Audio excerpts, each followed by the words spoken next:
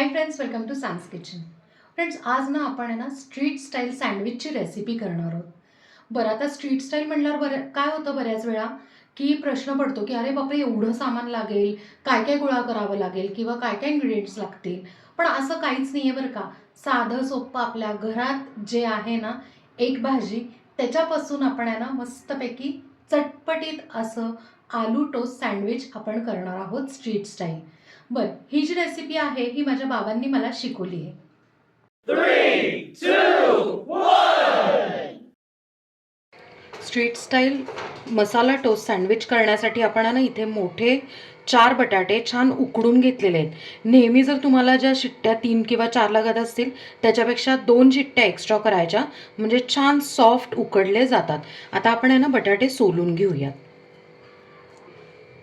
बटाटे सोलून झाले ना की त्याला फक्त असे कट्स मारायचे, म्हणजे काय होतं की स्मॅशरने आपण छान सॉफ्ट आहे ना स्मॅश करू शकतो. बटाटे छान स्मॅश केलेत, मी तुम्हाला दाखवते. एकदम सॉफ्ट करायचे, म्हणजे थोडेसुद्धा ना बटाट्याचे छोटे ग्रॅन्युल्स वगैरे राहायला नको. ह्याचं कारण का माहिती आहे का, की शिजवताना एक्स्ट्रा शिट्टी करायची म्हणजे सॉफ्ट होतात. आणि दुसरी गोष्ट म्हणजे स्मॅश करताना सॉफ्ट एकदम करायचं, म्हणजे आपण आहे ना स्प्रेड करू शकतो म्हणून. आता आपण हे बाजूला ठेवू आणि ह्याच्यासाठी एक ठेचा करूया. मिक्सरच्या छोट्या भांड्यात आपण आहे ना स्टफिंगचा ठेचा करणार आहे. मोठा आल्याचा तुकडा, त्याचे आपण तुकडे केलेत. 3 ते 4 हिरव्या मिरच्या, 4-5 लसणाच्या पाकळ्या, ह्याचा आपण बारीक ठेचा करून घेऊया. आपण आहे ना ठेचा करून घेतलेला आहे. आता आपण कढई त्याचं आहे ना स्टफिंग करणार आहोत. स्टफिंगसाठी आपण एका कढईमध्ये छोटा डाव तेल टाकलं आहे. त्यातनं अर्धा चमचा जिरे, ठेचा, हळद, सॉरी आपण आहे ना हिंग टाकलेलं आहे. आता हळद, ठेचा परतून घेऊया. ठेचा छान फ्राय झाला. आता ना मॅश केलेला बटाटा, चवीप्रमाणे मीठ, अर्धा चमचा गरम मसाला, अर्ध लिंबू. आता हे जे आहे ना स्टफिंग ते छान मिक्स करून घेऊया. आपण छान मिक्स केलेलं आहे. गॅस बंद करूयात आणि गार करून घेऊयात. लिंबानी आणि गरम मसाल्याने आपलं जे हे स्टफिंग आहे ना मस्त असं चटपटीत लागतं. आता तोपर्यंत आपण आहे ना चटणी करूयात. आता आपल्याला ना सँडविचची हिरवी चटणी करायची आहे. आपण सेम मिक्सरमध्ये काय करायचं आहे की थोडा पुदिना घेतला आहे, म्हणजे अर्धी मूठ पुदिना घेतला आहे. 1 मूठ भरून छान हिरवीगार अशी कोथिंबीर, हे दोन्ही स्वच्छ धुवून घेतलेलं आहे. चटणी आपली अजून चटपटीत होण्यासाठी हा सिक्रेट इन्ग्रेडियंट आहे, ही आहे कैरी. कैरीचा छोटा तुकडा घेतलेला आहे. कैरी नसेल तर तुम्ही अर्ध लिंबू पिळू शकता.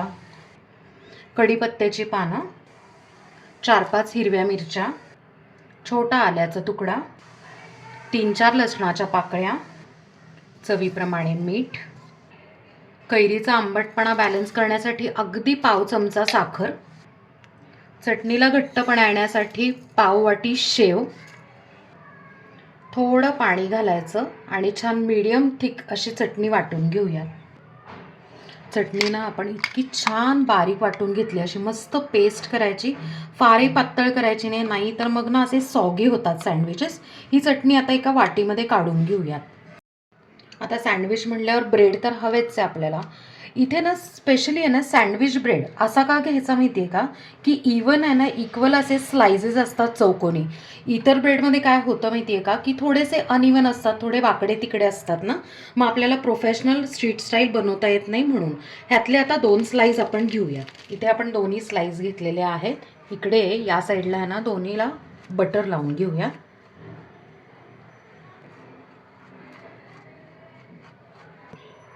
आता या स्लाइसला आहे ना हिरवी चटणी स्प्रेड करूया. या स्लाइसवर आपण आता जे आलू टोस्टचं जे स्टफिंग केलं होतं ना ते स्प्रेड करायचं. फारही पातळ नाही, फारही जाड नाही. आता हे दोन्ही स्प्रेड करून झालेलं आहे.